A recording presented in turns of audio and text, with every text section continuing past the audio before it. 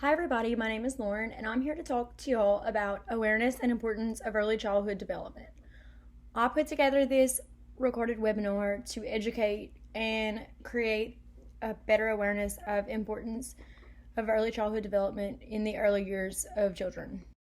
So I'm going to first start by giving you a brief overview of the topic of early childhood development and intervention. So many people are not aware of the steps and stages that go into the early development process of children. So I'm going to discuss the importance of early childhood development. Then I will briefly explain what early intervention services are, who benefits from them, why we have early intervention services, why are they affordable, why do they exist altogether. And then I'm going to get into the team collaboration. Why does team collaboration matter? Once you have services, you need your team to make everything be successful. So I'm going to explain the importance of team collaboration efforts for children who are receiving services as well. Early childhood development. Many people do not understand early childhood development. This takes place within the first 3 years of life from birth. So the early years of a child impact their future, their long-term outcomes of life. There's so many things that are impacted in the early childhood development stage.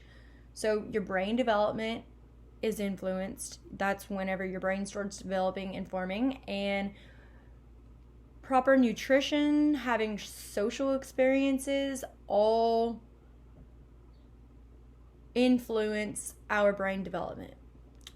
Children are all different, so they will do things at different ages. However, there are some timelines that you can monitor what is supposed to generally be happening and are commonly occurring, and you can see if your child is developing healthy and properly based off of these developmental milestones. For example, walking, crawling, smiling, speaking, how they learn, and how they generally behave. All this generally takes place at certain times of the early childhood development process. Not everyone is going to be the same, but you can kind of follow along a general idea of what's supposed to be happening around, say, 3 months, 6 months, 9 months, all of that. There are many free resources that families can use to monitor the early development of their child, and I will add a list at the end of the presentation on another slide for parents to monitor their child's development.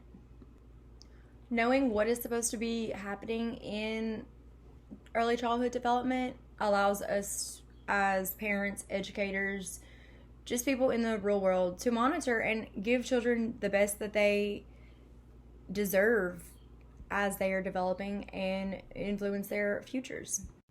So the importance of healthy early childhood development deals with brain development, social and emotional development, cognitive skills, lifelong influences. So during these first 3 years of a child's life, there are so many things that are happening.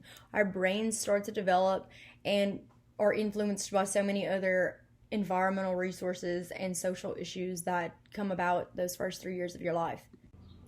So many people don't know what early intervention is. I'm going to briefly explain what early intervention is and some of the goals and benefits that come about it. So, first of all, early intervention takes place within the first 3 years of a child's life. Early intervention is services that support babies and children who have developmental delays and disabilities. The way that they support these children is by providing services such as speech therapy, physical therapy, occupational therapy, and other types of therapy that they are eligible for and seem that they will benefit from. The overall long-term goals that early intervention services can do for a child and family and society is that the children who participate in this, their learning ability and their overall success is increased than compared to what their life would be like without having these services that they really could have benefited from. So next, you have to become eligible for it. You're deemed eligible after you go through an evaluation of skills and abilities that the child shows and demonstrates. If anyone is concerned about a child's developmental delays, disabilities, anything in that area, they can refer that child to early intervention services to see if they're eligible for them. It does not have to be a doctor. Anybody, any person can refer a child to early intervention services if they think that it's needed. So services are based on families' needs, and they are usually performed in natural settings. Natural settings like the child's home or school, other environments that are most comfortable for the child to thrive in. And each state has their own early intervention program. For example, Louisiana has the Early Steps program, and it's affordable for all families who are deemed eligible.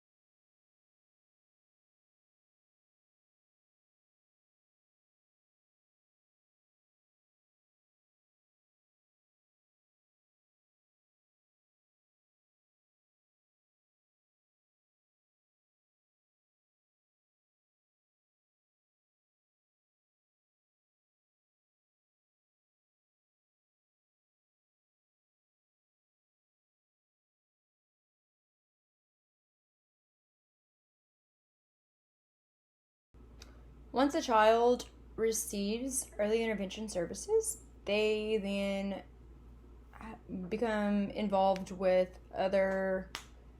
many other individuals. So the IFSP team is who is involved in the early intervention services. So to start, we have the child who is receiving the services, the parents who are also benefiting from services because it is based off of their needs along with their child's because they're the family.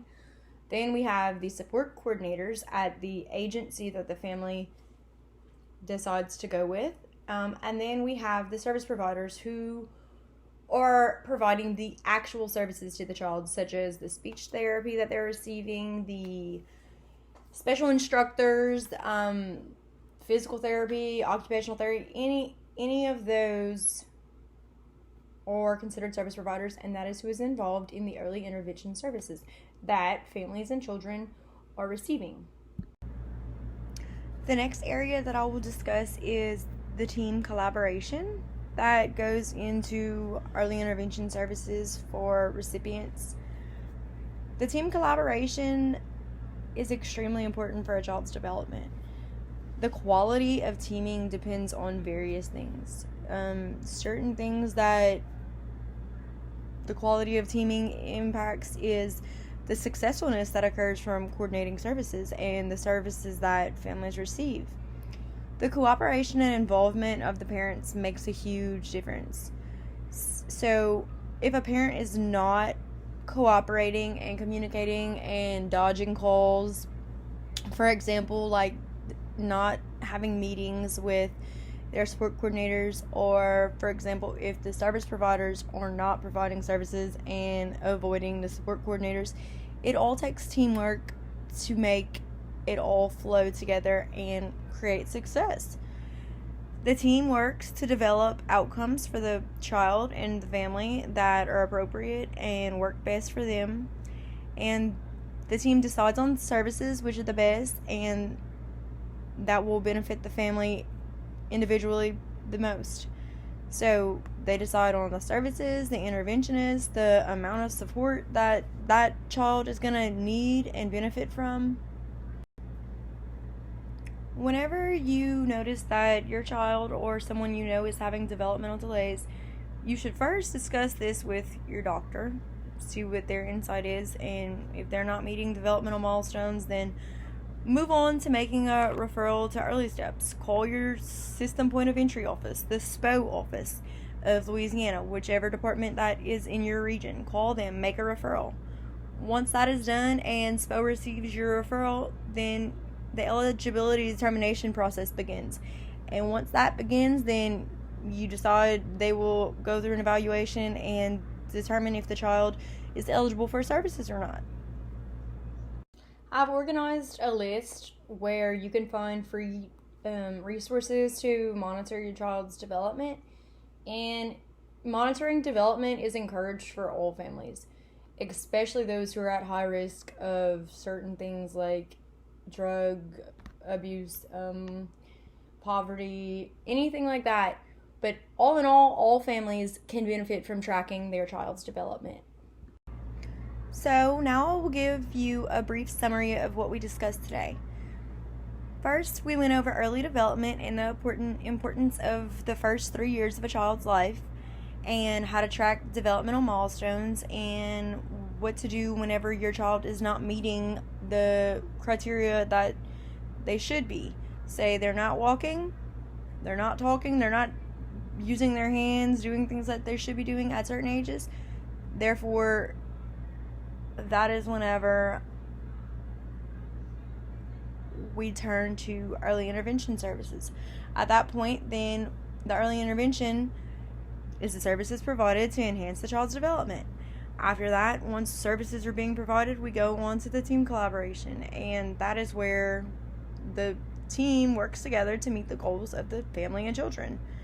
All in all, focus on child's healthy early development. Then you move on to early intervention if necessary. Then, along with early intervention comes the team collaborating together. The sources that I use to create this webinar are included right here. So thank you for listening and coming to learn about early childhood education.